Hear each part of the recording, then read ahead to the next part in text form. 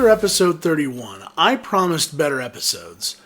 Evidently I lied, but now that I'm through the pain, I can laugh again. The Angry Video Game Nerd got started because he felt compelled to warn people about Castlevania 2. I feel like it's my duty to tell people to avoid Jim Power for the Super Nintendo Entertainment System. Jim Power, The Lost Dimension in 3D, was always on the shelf at my local rental shop when I was growing up. I frequently found other games to rent, other games that looked more interesting. And boy am I glad I did. Had I been stuck with this game for a weekend in my childhood, I would have never forgiven myself. It would have been a miserable weekend. The biggest secret of Jim Power is that the game has multiple game types stuffed into one cartridge. Side-scroller platforming, side-scroller shoot-'em-ups, and top-down action are all featured at various times throughout the game. Looking at the game, it's not entirely visually unappealing. The sprites are large and the graphics aren't terrible, but they're not very special. The game uses multi-layered parallax scrolling to add depth to the levels, but it could easily make someone sick. The effect works well in the shmup stages, but when you're platforming, it can be very disorienting. Evidently, the game also included 3D glasses originally, but they appear to be simply some kind of blue tint, which I imagine set off the parallaxing background graphics a little more, since the game doesn't appear to have any other 3D effects that would require those traditional cardboard 3D glasses from the 1950s. The music was surprisingly good, if at times a little too hard driving.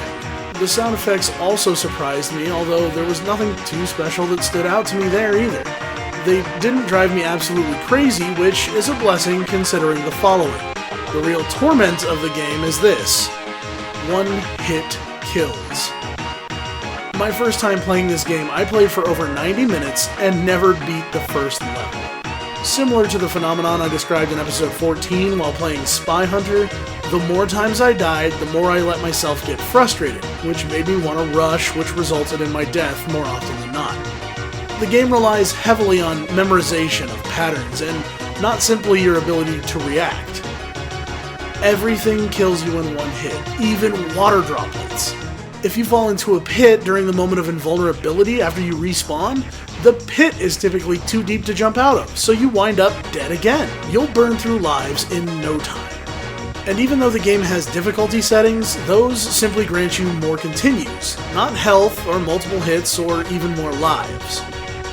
The game does feature level skipping cheats and bonus lives, but I have to tell you, Jim Power is an exercise in humility. If you think you're good at games and you go into this game blindly, you're going to pay the price.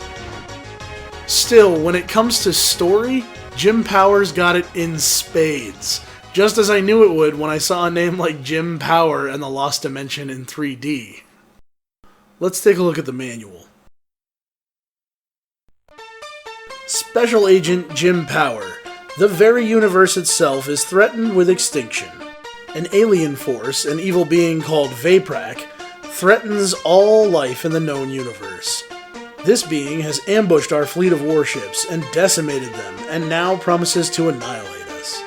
Our world, until now, has blocked a rift in a dimensional vortex that walls off billions of his brethren in a fifth and what was, as of late, a lost dimension. If he succeeds in defeating us, he will destroy our world and open this rift, allowing his brethren to ravage galaxies.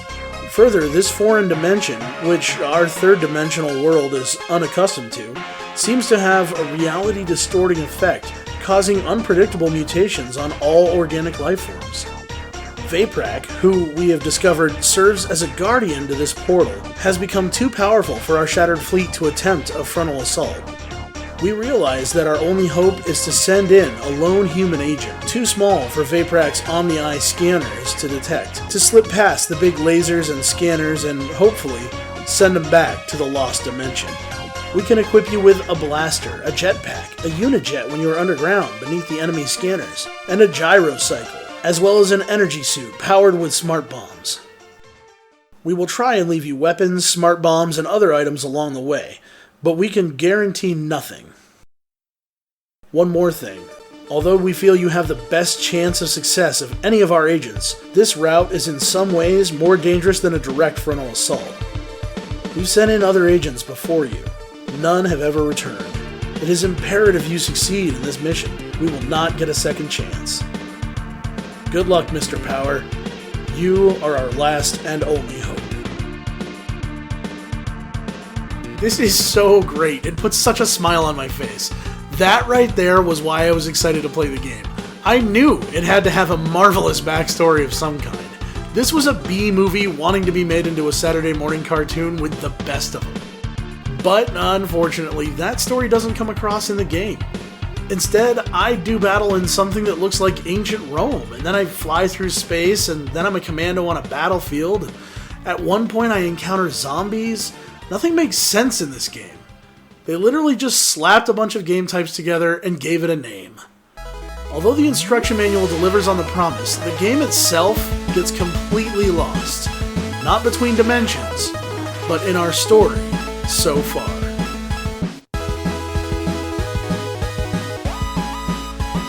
Hey everybody out there, thanks for watching. This was episode number 33 of Our Story So Far TV.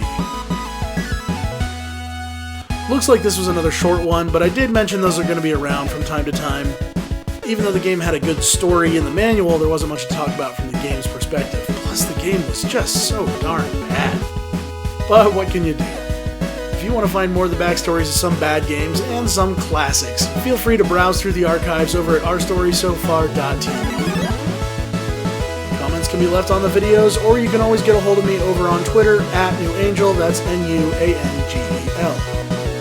I think I've actually got some decent episodes lined up in the next few weeks, so come on back. Every 2 weeks there's going to be a new episode. But until next time, take care of yourself.